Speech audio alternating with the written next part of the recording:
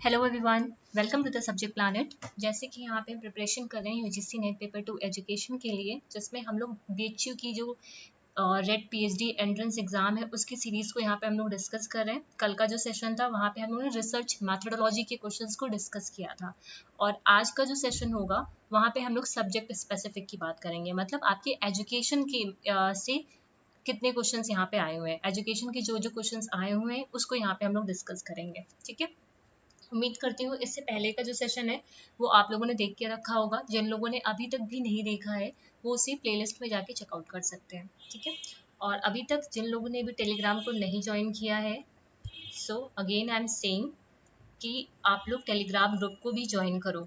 ठीक है, अभी आ जाओ क्वेश्चंस पे। टोटल क्वेश्चन कितने हैं इसमें देख लो, 60 क्वेश्चन होंगे। हाँ, 40 क्वेश्चन आपके रिसर्च मैथडोलॉजी के थे और 60 क्वेश्चन आपके सब्जेक्ट के हैं। ठीक है, आ जाओ इसको ये यहाँ पे आप लोग को ये जो क्वेश्चंस हैं, जो जिनका पीएचडी का एग्जाम होने वाला सीयूटी का, उनको तो हेल्प करेगा ही करेगा, लेकिन जिन लोगों को का यूजीसी नेट का एग्जाम है वो लोग भी इस सीरीज को देखेंगे, क्योंकि वो एज अ प्रैक्टिस क्वेश्चंस की तरह इसे सॉल्व करेंगे। काफी सारे क्वेश्चंस उनकी प्रैक्टिस हो जाएंगे, है ना। देखो सबसे पहला क्वेश्चन यहाँ पे क्या बोल रहा है, देखो सिगमंड फ्रॉइड यूनिट 3 से क्वेश्चन आया है। इससे आपको पता चल पाएगा कौन सी यूनिट से कौन कौन से क्वेश्चंस आ रहे हैं। मैं साथ साथ में ये भी आपको यहाँ पे कोशिश करूंगी बताती चलूं, अगर मैं भूली नहीं तो। ठीक है, पहला क्वेश्चन जो है आपका यूनिट 3 से निकल के आता है। सिगमंड फ्रॉइड कहाँ से निकल के आता है? Sigmund Freud. फ्रॉइड ने 3 लेयर की बात की थी, conscious, unconscious and subconscious layer के बारे में बात की थी, इद, ईगो, सुपर ईगो के बारे में बात की थी, है ना। तो यहाँ पे जो क्वेश्चन आया हुआ है वो किससे आया है? ईद, ईगो, सुपर ईगो से आया हुआ है।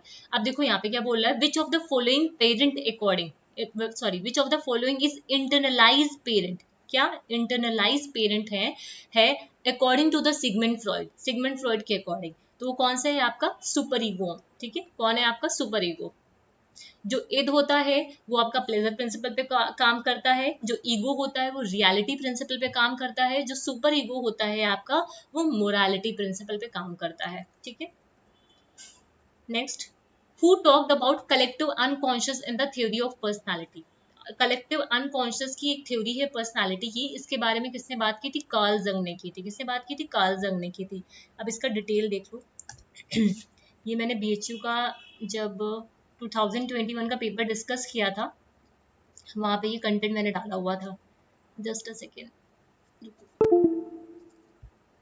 यहाँ पे कलेक्टिव एंड कॉन्शियस का थोड़ा सा पार्ट देख लो क्या क्या है।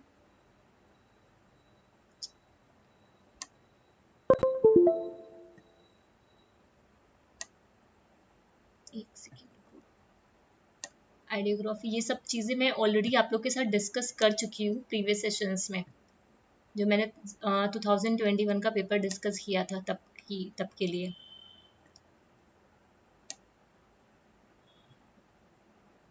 टीचिंग, हाँ ये रहा। देखो जंग ने क्लासिफाई किया था आपकी पर्सनालिटी को। ठीक है, एक्सट्रोवर्ट और इंट्रोवर्ट, इसमें तो दिक्कत नहीं होनी चाहिए। एक्सट्रोवर्ट और इंट्रोवर्ट दो तरह की पर्सनालिटी होती है। ठीक है, इन्होंने दो तरह की पर्सनालिटी के बारे में बोला था। इन्होंने बोला the person in whom life energy, यहाँ पे एनर्जी क्या है? लिबिडो।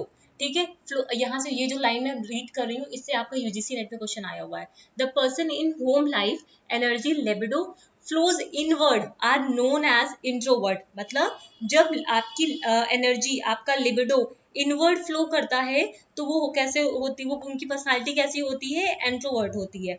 लेकिन while person whom the life energy flows outward are termed as extrovert. मतलब अगर इनवर्ड फ्लो कर रही है तो वो एंट्रोवर्ट होते हैं, अगर वो आउटवर्ड फ्लो कर रही है तो वो एक्सट्रोवर्ट होते हैं। यूजीसी नेट में आपके क्वेश्चन यहाँ से पूछे हुए हैं।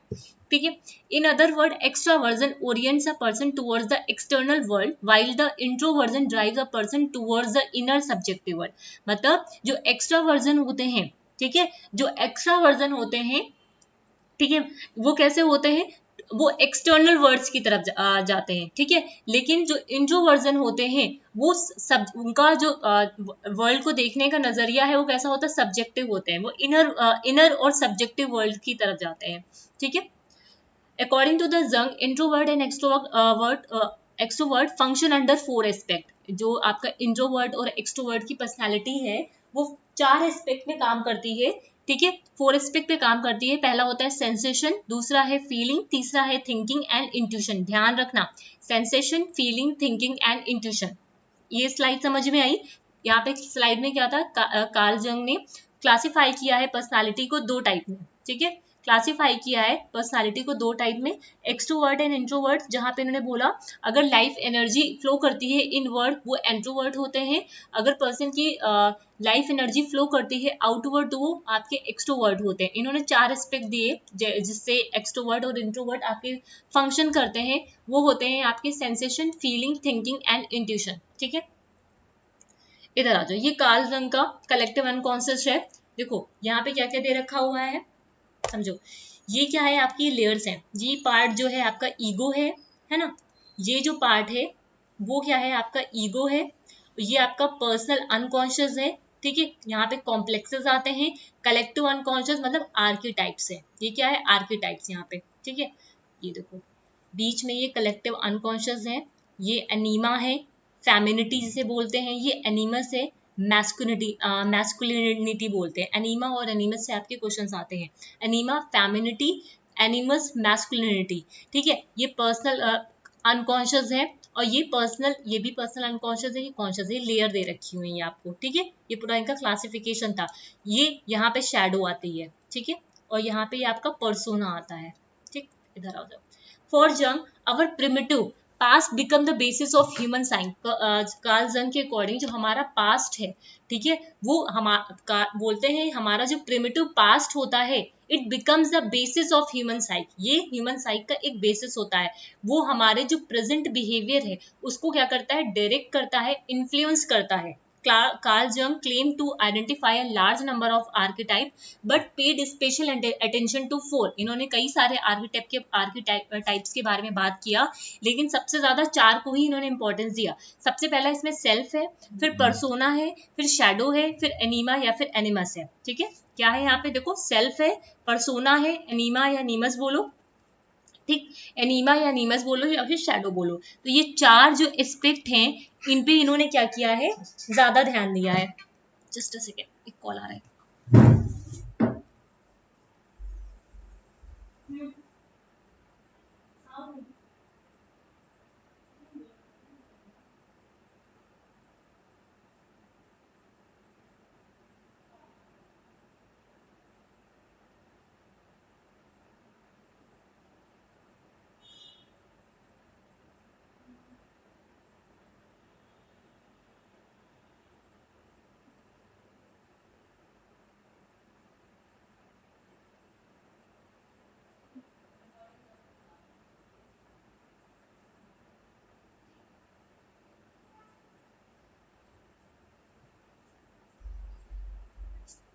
सॉरी, कॉल था इसलिए। तो इन्होंने लेबल किया 4 आर्किटाइप्स, मतलब 4 आर्किटाइप्स पे इन्होंने ज्यादा इंपॉर्टेंस दी। सेल्फ, पर्सोना, शैडो या फिर एनीमा या फिर एनिमस बोलो। ठीक है, कार्ल जंग was an early supporter of Freud. जो कार्ल जंग थे वो फ्रॉइड को सपोर्ट करते थे। बिकॉज मतलब इनका जो ये क्यों सपोर्ट करते थे, क्योंकि कुछ पार्ट ये जो अनकॉन्शियस का था ये उनके साथ शेयर करते थे, दैट इज वाई ये उनको सपोर्ट करते थे। ठीक है, जंग believe that consciousness exist in layer with in the mind. जंग का ये मानना था एक सेकेंड, क्या हो रहा है, जंग का ये मानना था जो कॉन्शियसनेस होती है ना, एक मिनट,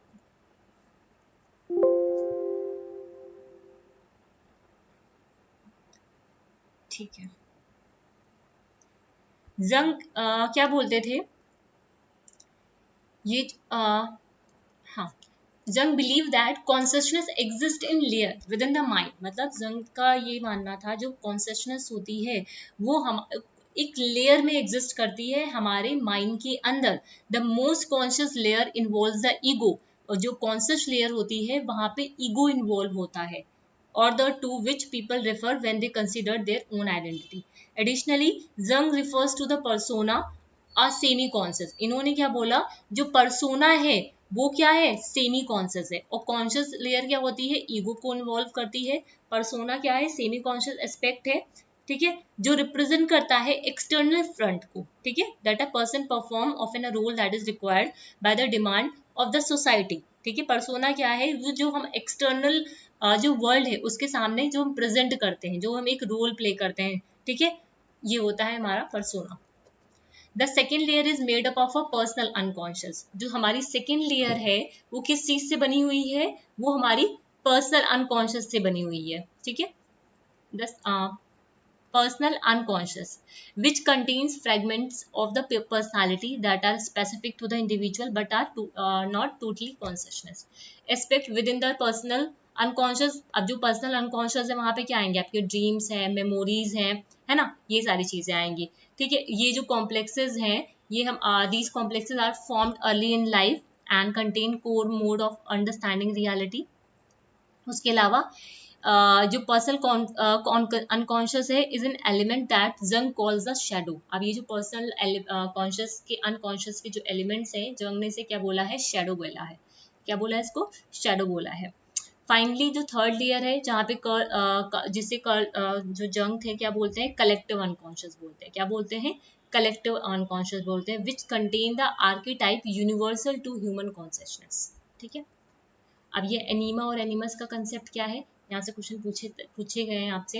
एनीमा क्या है, एनीमा और एनिमस इज अ मिरर इमेज। ये क्या है, मिरर इमेज है हमारे बायोलॉजिकल सेक्स का, that is the unconscious famine side in males and the masculine tendencies in women. मतलब फीमेल्स के अंदर जो मैस्कुलिन टेंडेंसीज आ जाती हैं और मेल्स के अंदर जो फीमेल टेंडेंसीज आ जाती हैं, वही आपका एनीमा और एनिमस का कंसेप्ट है। Each sex manifest the attitude and behaviour of the other by virtue of century of living together. The psyche of women contain masculine aspect। अगर women के अंदर masculine aspect दिखने लगते हैं तो उसके अंदर क्या है, animus archetype है, ठीक है। And the psyche of a man contain feminine aspect, उसे क्या बोलते हैं, एनीमा। मतलब अगर एनीमा एनिमस क्या है, एनीमा में क्या होगा, आपके मैन के अंदर फेमिनाइन एस्पेक्ट, फेमिनाइन जो आर्केटाइप होते हैं वो दिखने लगेगा, ठीक है, फेमिनाइन एस्पेक्ट दिखने लगेगा। एनिमस में क्या होगा, वुमेन के अंदर मैस्कुलिन एस्पेक्ट शो होने लगेगा, ठीक है। तो ये होता है आपका एनीमा और एनिमस का कंसेप्ट। क्लियर है यहाँ पे बात, इतनी बातें क्लियर है। यहाँ पे कलेक्टिव अनकॉन्शियस था आपका, अभी आ जाओ यहाँ पे।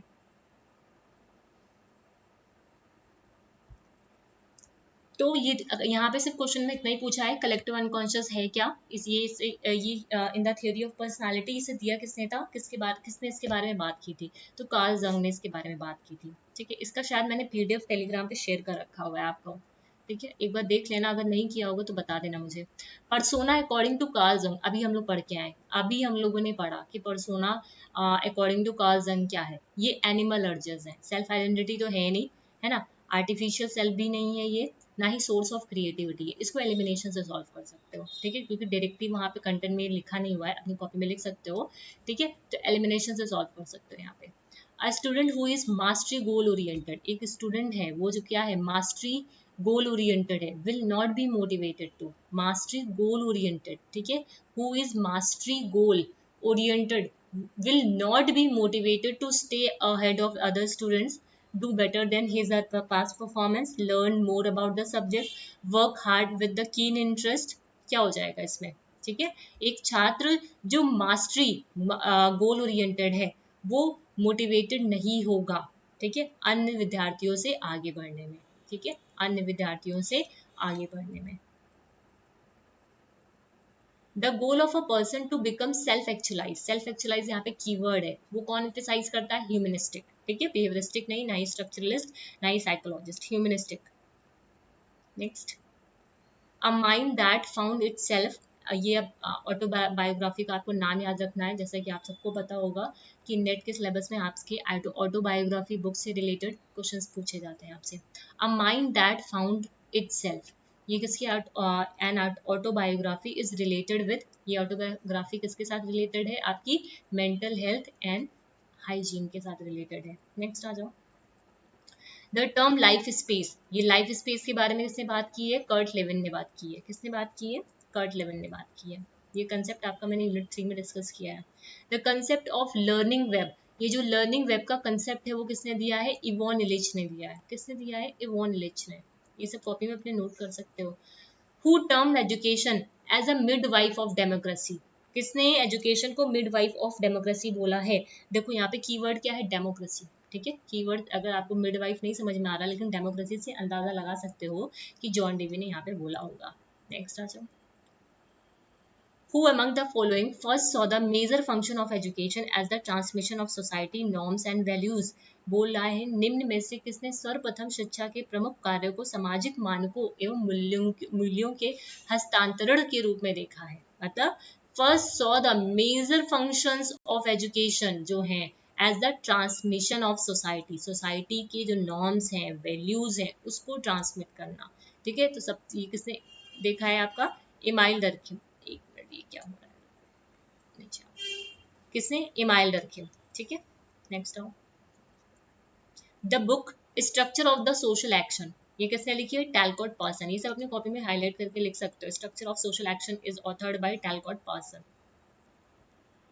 Next, the role of education in capitalist society is the reproduction of technically efficient, submissive and obedient workforce. Who remarked this about role of education? मतलब जो कैपिटलिस्ट सोसाइटी है वहां पे रोल क्या है एजुकेशन का, रिप्रोड्यूस करना जो ऐसे लोगों को, ऐसे वर्क फोर्स को जो टेक्निकली इफिशिएंट हो, सबमिसिव हो, विनम्र हो, आज्ञाकारी हो, ओबीडेंट हो वर्क फोर्स के टूवर्ड, ऐसे चीज, ऐसे लोगों को क्या करना, शिक्षित करना, ठीक है। ये यहाँ पे एजुकेशन का रोल है। तो ये किसने बोला है, लुइस आल्थसर। यहाँ पे आप लोग को कंफ्यूजन हो सकता था, कैपिटलिस्ट सोसाइटी की बात की ना तो कार्ल मार्क्स का यहाँ पे कंफ्यूजन हो सकता था, लेकिन ये चीज किसने बोला है, आपका लुइस आल्थसर ने बोला है, ठीक है।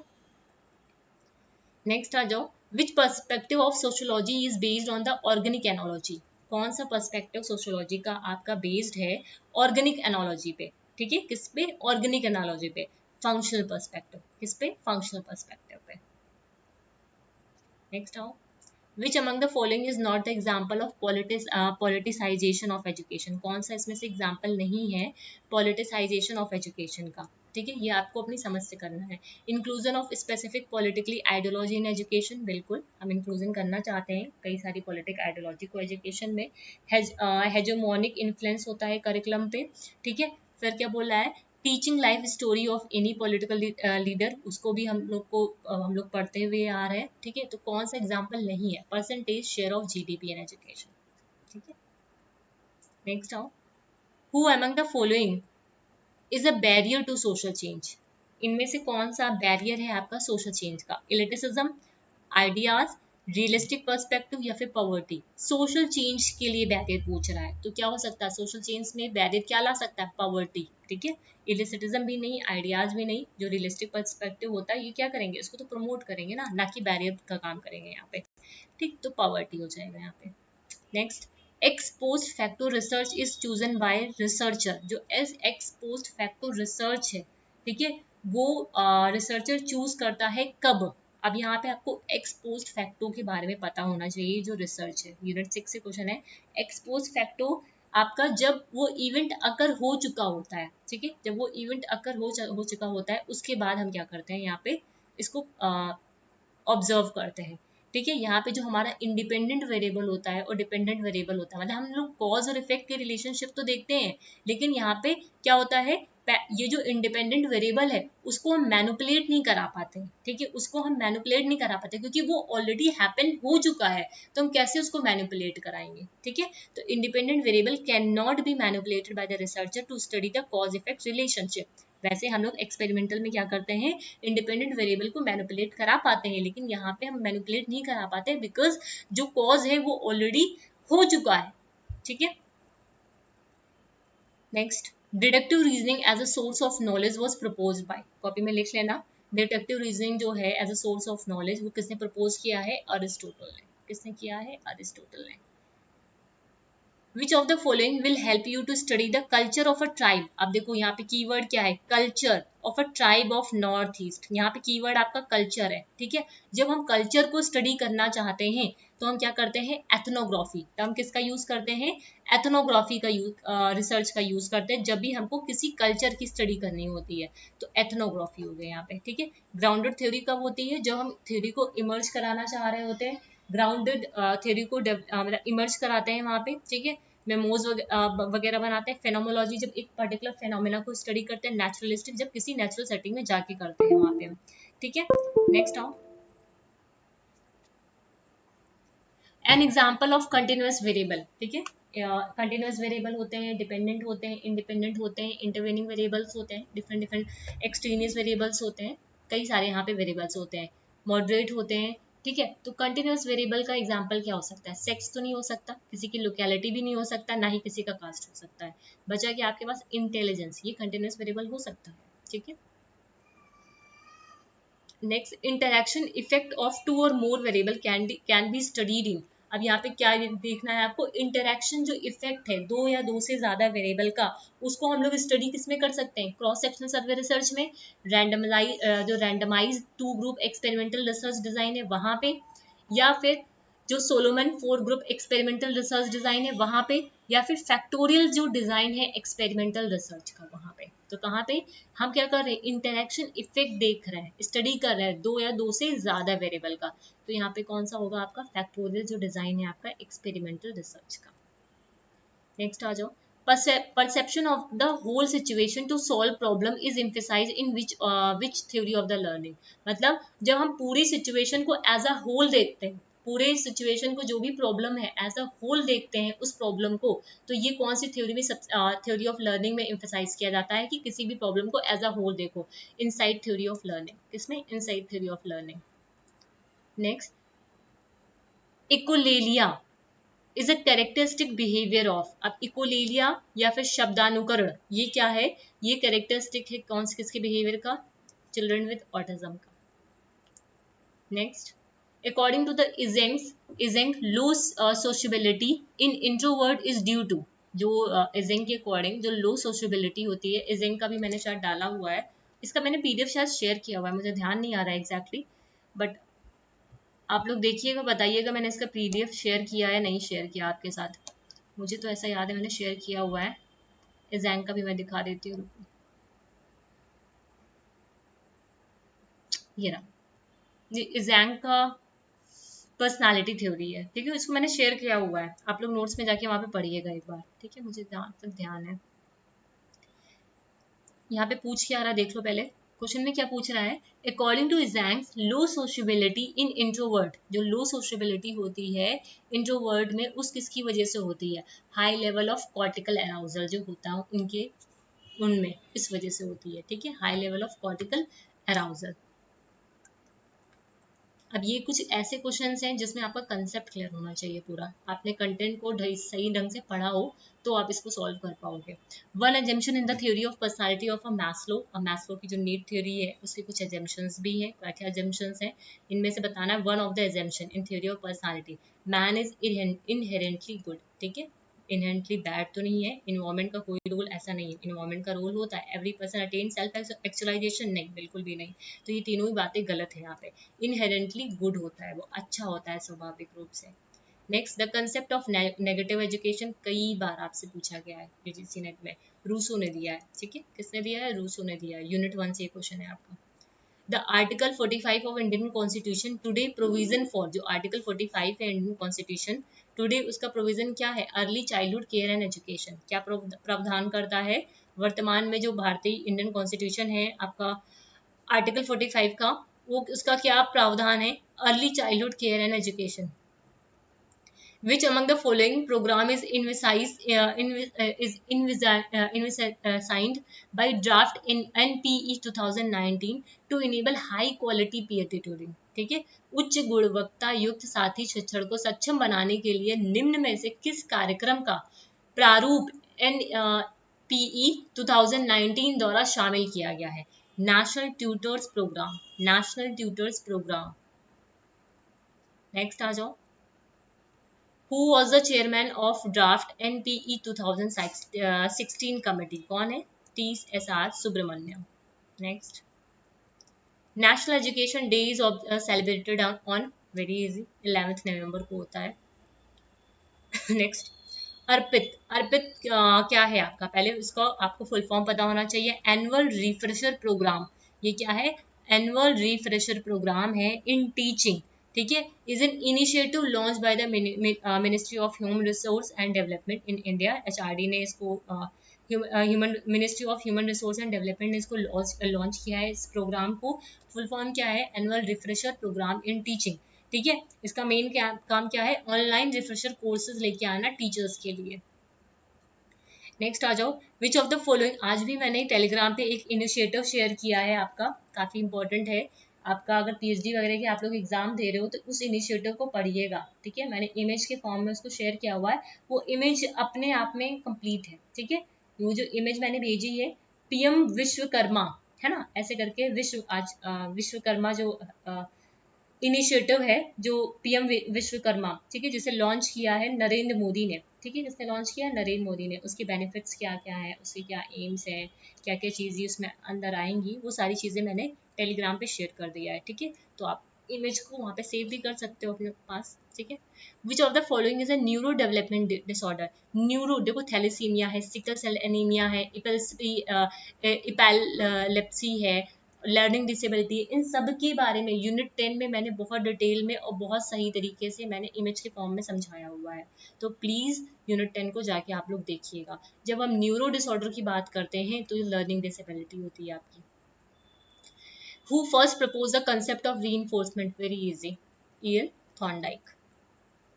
ये क्वेश्चंस इजी होते हैं ना, ये जो किसने कंसेप्ट सबसे पहले प्रपोज किया है रीइंफोर्समेंट का, ये इजी तो होते हैं लेकिन यहाँ पे कंफ्यूजन होता है, तो इसीलिए ये ऐसे कुछ क्वेश्चंस है जिनको आपको प्रैक्टिस करनी चाहिए, ठीक है। आते हुए भी गलत हो जाता है ऐसे क्वेश्चंस, ठीक है, क्योंकि सब बहुत इजी क्वेश्चंस हैं ये। Next, according to motivation theory of attribution, if a student fails in examination because of being sick then the cause is, मतलब जो मोटिवेशन थ्योरी है आपकी एट्रीब्यूशन की, अब ये जो मोटिवेशन थ्योरी है एट्रीब्यूशन का, इसका कंटेंट मैं आपके साथ शेयर करूंगी, ठीक है। मोटिवेशन थ्योरी ऑफ एट्रीब्यूशन, जिसमें स्टूडेंट अगर फेल हो जाता है एग्जामिनेशन में बीमार होने के कारण, तो उसका कॉज क्या है, इंटरनल, अनस्टेबल, अनकंट्रोल। अभी टिक कर लो, इसका कंटेंट मैं आपके साथ शेयर करूंगी। आज मैं इसका कंटेंट देख नहीं पाई, ठीक है, मैं वैसे शेयर करूंगी इसका कंटेंट आपके साथ, टेलीग्राम पे भी भेज दूंगी। The title of national curriculum framework for teacher education 2009, क्या टाइटल है, आपसे पेपर में पूछा गया यूजीसी नेट में, towards preparing professional and human teacher. और इसका भी मैंने शायद जो नेशनल एनसीटीई है, ठीक है, एनसीटीई है और यूजीसी है, इन सब का मैंने टेलीग्राम पे पीडीएफ शेयर कर रखा हुआ है। The core element of CS choice based credit system is student autonomy, student को autonomy देना, ठीक है। Next, which among the following is not a digital initiative in education, very easy, सिर्फ प्रेरक को हटा दो, स्वयं प्रभा भी डिजिटल इनिशिएटिव है, ई ज्ञान कोश भी है, प्रेरणा भी है, प्रेरक नहीं है, ठीक है। एलिमिनेशन मेथड यूज करो, आराम से हो जाएगा। The introduction of 2 year BEd programme is an outcome of which act, जो इंट्रोडक्शन है 2 साल का बीएड प्रोग्राम का, ये एनसीटी रेगुलेशन 2014, ठीक है। Next, which among the following is statement is incorrect, इनमें से कौन सा स्टेटमेंट करेक्ट इनकरेक्ट है। Kothari commission recommended work experience at school level, Mudaliar commission is known as secondary education commission, university education commission is known as education commission, कौन सा बोला, incorrect, ये incorrect है। तो जो यूनिवर्सिटी एजुकेशन कमीशन है उसे एजुकेशन कमीशन नहीं, जो प्लान ऑफ एक्ट है, एक्शन है एनईपी 1986, उसे वाज गिवन इन 1922, मतलब इसको फिर से रिवाइज किया गया था यहाँ पे। तो रॉन्ग आंसर यहाँ पे क्या है, C. ANOVA is use to calculate, ANOVA one way ANOVA भी होता है, 2 वे एनोवा भी होता है आपका। जब एनोवा की बात करते हैं, जब 2 या 2 से ज़्यादा वेरिएबल्स होते हैं, ठीक है, the difference among more than 2 variables, तो यहाँ पे एनोवा का यूज़ करते हैं, ठीक है। Next, variable which influence the experiment but are uncontrol is an example of, ठीक है, इसमें वेरिएबल्स के बारे में दे रखा हुआ है, वो वेरिएबल जो हमारे एक्सपेरिमेंट को तो इन्फ्लुएंस करता है लेकिन हम उसे कंट्रोल नहीं कर सकते, ठीक है, हमारा एक्सपेरिमेंट तो इफेक्टेड है, इफेक्ट कर हमारे एक्सपेरिमेंट में तो इन्फ्लुएंस प्रभाव डाल रहा है, वो हमारा जो एक्सपेरिमेंट है उसकी वजह से प्रभावित तो हो रहा है, लेकिन उसको हम कंट्रोल नहीं कर सकते। तो वो कौन सा वेरिएबल होता है हमारा, वो होता है इंटरवेनिंग वेरिएबल। कौन सा होता है, इंटरवेनिंग वेरिएबल। इंडिपेंडेंट वेरिएबल और डिपेंडेंट वेरिएबल के बीच में होता है इंडिपेंडेंट वेरिएबल, जो इफेक्ट तो डालता है हमारे, लेकिन हम उसको कंट्रोल नहीं कर पाते।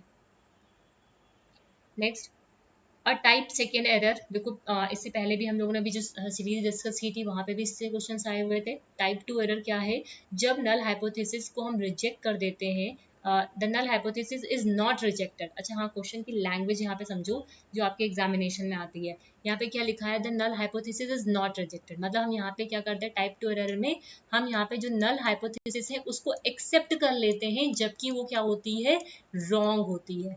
और टाइप वन एरर में क्या करते हैं, नल हाइपोथेसिस को रिजेक्ट कर देते हैं जबकि वो ट्रू होती है। तो लैंग्वेज पे ध्यान दो, null hypothesis is not rejected even when it is false. तो ये क्या है, टाइप टू एरर है। ठीक है, नेक्स्ट आ जाओ।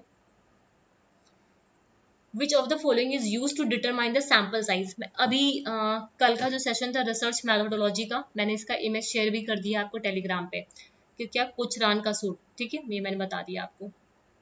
जब भी हमें सैम्पल साइज को कैलकुलेट करना होता है, which of the following type of research focus on amending the prevailing situation. ठीक है, अमेंडिंग द प्रिवेलिंग सिचुएशन, निम्न में से किस प्रकार का शोध प्रचलित स्थितियों के सुधार पर फोकस करता है।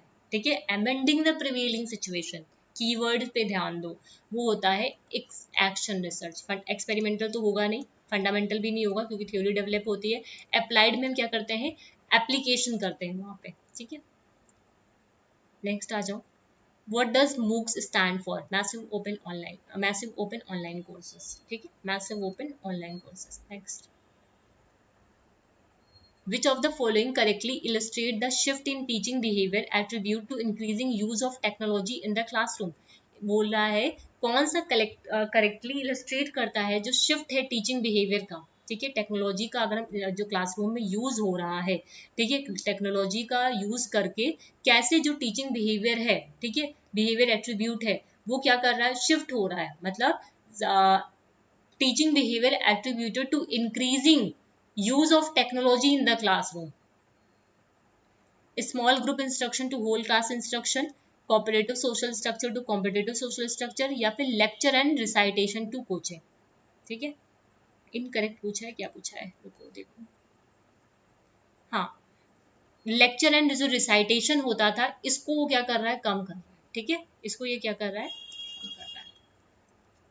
Next, which of the following is not a type of programme learning. जो प्रोग्राम लर्निंग है BF स्किनर ने दिया था, जहाँ पे 3 तरह की बात होती है, लीनियर प्रोग्रामिंग, ब्रांचिंग प्रोग्रामिंग और मैथमेटिक प्रोग्रामिंग। मैंने यूनिट 8 में इसको डिस्कस किया हुआ है आपके साथ, ठीक है, डिटेल में। तो इसमें से क्या हो जाएगा, मल्टी ट्रैक नहीं, इसके लीनियर ये नहीं, स्ट्रेटिफाइड एक सैम्पलिंग है, ऐसे एलिमिनेट कर सकते हैं यहाँ पे। सैम्पलिंग टेक्निक है।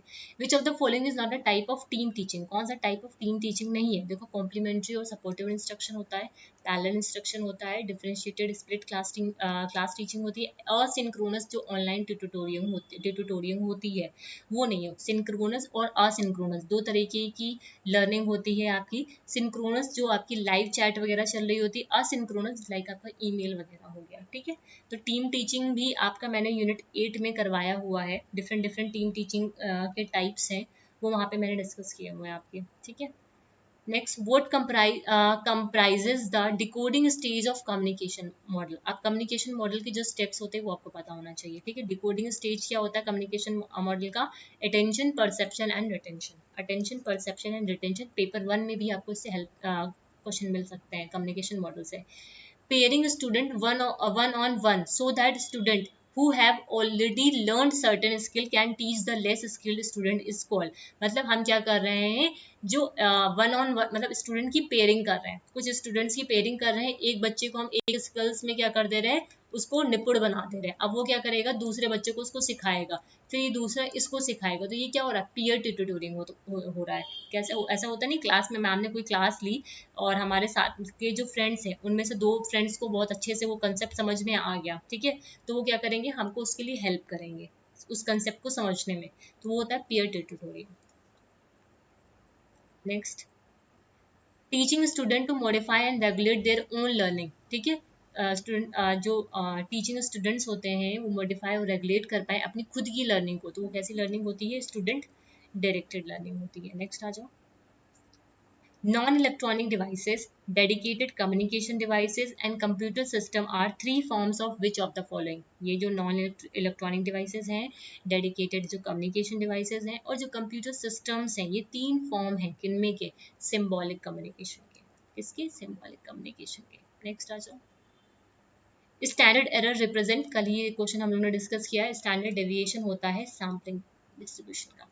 Next, in which stage of पियाजे कॉग्निटिव डेवलपमेंट जब child learn conservation, conservation child में कब आता है, कंक्रीट ऑपरेशनल स्टेज में, जब वो कंजर्व कर पाता है, मतलब चाहे 1 लीटर पानी आप उसको भगोने में डाल के दो या फिर उसको ग्लास में डाल के दो, उसको क्या लगेगा, ये 1 ही लीटर पानी है, तो कंजर्वेशन सीख रहा है यहाँ पे।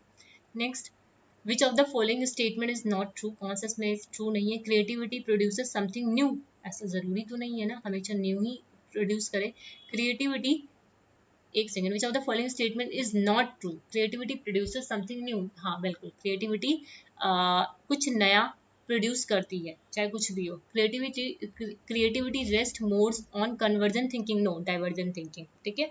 जब भी क्रिएटिविटी की बात करते हैं तो यहाँ पे डाइवर्जन थिंकिंग इन्वॉल्व होती है, तो ये ऑप्शन आपका यहाँ पे गलत हो गया। Creativity and sociability are negatively related, correlated, yes. Creativity can not be separated from intelligence, yes. Next आ जाओ।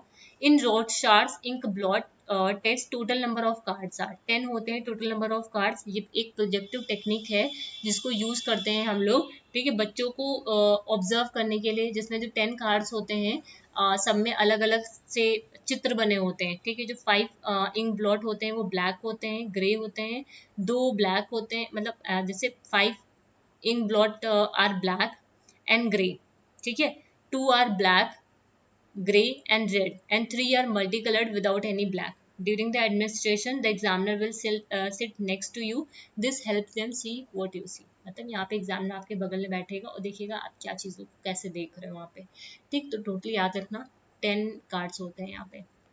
Next, if the child reads pat as tap, क्योंकि पैट को क्या देख रहा है, टैप, बैश को क्या देख रहा है, वॉज को देख रहा है, सॉ, तो उसको किस टाइप की डिसेबिलिटी हो रही है, डिसलेक्सिया, मतलब रीडिंग डिफिकल्टी हो रही है, ठीक है। डिस्ग्राफिया जब राइटिंग की डिफिकल्टी हो, डिसकैलकुलिया जब कैलकुलेशन में दिक्कत आ रही हो, ठीक है। नेक्स्ट आ जाओ। Which of the following is not a quantitative approach to research, इनमें से कौन सा क्वांटिटेटिव अप्रोच नहीं है रिसर्च का, कासी एक्सपेरिमेंटल है, सर्वे भी है, रैंडमाइज्ड कंट्रोल ट्रायल भी है, स्टैटिस्टिक ये नहीं है, ये हम यहाँ पे यूज करते हैं क्वांटिटेटिव में, लेकिन ये इसकी अप्रोच नहीं है statistic. Noise in information retrieval is due to, जो नॉइज है, noise in information is retrieval due to redundant, ठीक है, ड्यू टू रिडंडेंट, निरर्थकता। Next, which one is not a sensory disability, इनमें से कौन सा सेंसरी डिसेबिलिटी नहीं है, सेंसेस वाला, hearing impairment, visual impairment, hearing and visual, learning disability is not, ठीक है। लर्निंग जो डिसेबिलिटी है वो आपका सेंसरी डिसेबिलिटी के अंदर नहीं आता, हियरिंग आता है, विजुअल आता है, हियरिंग एंड विजुअल इम्पेयरमेंट दोनों आते हैं। नेक्स्ट, एपिस्टेमोलॉजी आपकी नॉलेज के साथ डील करता है, किसके साथ डील करता है, ये क्या है, सोर्स ऑफ नॉलेज है जो नॉलेज के साथ डील करता है, ठीक है। तो ये टोटल आपके 2019 का ये शिफ्ट था, ये कौन सा शिफ्ट था, 2019 का, जिसमें 40 क्वेश्चन हम लोग ने रिसर्च मैथोडोलॉजी के किए, 60 क्वेश्चन हमने सब्जेक्ट के किए हैं, ठीक है।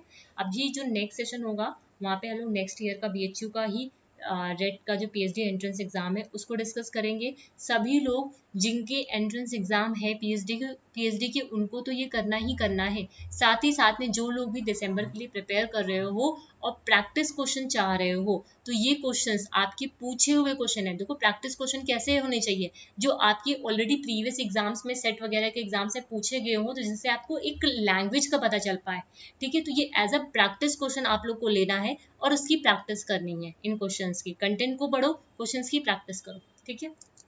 उम्मीद करती हूँ ये जो सेशन है आपके लिए यूजफुल होंगे। आप लोग भी अपनी प्रिपरेशन अपने एंड से बेहतर से कर रहे होंगे। अगर किसी को फिर भी लगता है कोई क्वेरी है या फिर कुछ पूछना है तो प्लीज़ टेलीग्राम पे टेक्स्ट करो। टेलीग्राम पे ग्रुप है, वहाँ पे आप मेरे साथ कनेक्ट होकर बात भी कर सकते हो। उसके अलावा टेलीग्राम पे मैं काफ़ी सारी इंपॉर्टेंट इनिशिएटिव्स हैं, करंट अफेयर्स हैं, वो मैं शेयर करती रहती हूँ। ठीक है, डेली का ही रहता है कि मैं शेयर करती हूँ कुछ ना कुछ, वो जो आपके एग्जाम की पॉइंट ऑफ व्यू से इंपॉर्टेंट हो सकता है, चाहे वो सीयूटी के बच्चे हों जो एग्जाम देने वाले हों, पीएचडी का एंट्रेंस वाला, या फिर आपके जो दिसंबर के लिए ट्राई कर रहे हैं, ठीक है, उनके लिए भी। इसीलिए मैं बार बार बोलती हूँ कि टेलीग्राम ग्रुप को ज्वाइन करो, क्योंकि जो ये जो क्वेश्चन पेपर वगैरह है ये भी आपको टेलीग्राम पे ही अवेलेबल हो पाएंगे। कम्युनिटी टैब पे तो अवेलेबल कराना पॉसिबल नहीं है, तो इस वजह से मैं वहीं पे आपको सेंड करती हूँ। ठीक है, अगर सेशन इन्फॉर्मेटिव लगे तो चैनल को सब्सक्राइब करिएगा, शेयर करिएगा अपने फ्रेंड्स को जो लोग भी प्रिपरेशन कर रहे हैं यूजीसी नेट पेपर 2 एजुकेशन के लिए,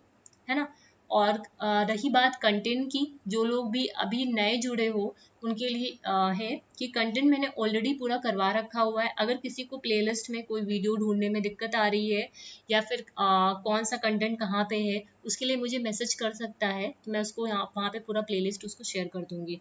और जो आपका मैराथन सेशन है वो मोस्ट प्रोबेबली मुझे ऐसा लगता है फ्राइडे या फिर सैटरडे, मुझे ज़्यादातर लगता है मैं सैटरडे ही ले पाऊंगी, क्योंकि सैटरडे ही मैं फ्री होंगी शाम के टाइम में, तो इसी वजह से मैं सैटरडे ही आपका वो मैराथन सेशन ले पाऊंगी। तो सैटरडे ही हो पाएगा, ठीक है, क्योंकि इसमें थोड़ा सा टाइम भी लगता है मैराथन सेशन में कंटिन्यूली रिकॉर्ड करने के लिए। इसी वजह से कोशिश करूंगी उससे पहले, अगर पॉसिबल होता है तो ठीक है, अदरवाइज मैं सैटरडे फिर खेलूंगी आपका। ठीक है, कंटेंट पूरा प्रिपेयर है, बस मुझे इस सेशन को रिकॉर्ड करना है, इतना ही काम है वहाँ पे। Okay, so thank you everyone. कोई फीडबैक हो सेशन से रिलेटेड तो प्लीज़ यहाँ पे देख के जाना फीडबैक कि सेशन आपको कैसा लगा। ठीक है।